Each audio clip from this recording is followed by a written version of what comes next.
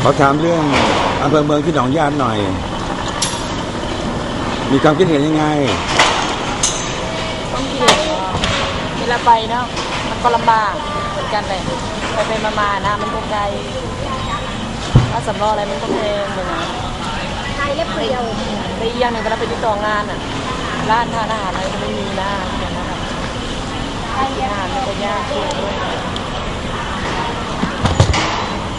ถ้าเป็นผู้หญิงไปเนี่ยอันตรายเนาะมันเปลี่ยวอันตรายไม่เปลี่ยวสรุปแล้วสรุปแล้วส่วนมากถ้าว่าเสียมันก็ไม่ดีมากกว่านะอยู่โดนหนักมันดีมากกว่าพูดถึงบางอย่างมันก็นั้นอยู่แต่ส่วนเสียมันจะมากกว่าส่วนดีคือถ้าคนส่วนใหญ่นี่อยากให้ย้ายกลับหรือว่าย้ายออกจากหนองญาตินี่เห็นด้วยไหมมันก็เขาไม่เห็นด้วยมันก็เห็นว่าอยู่แต่ไม่เสียประมาณนี้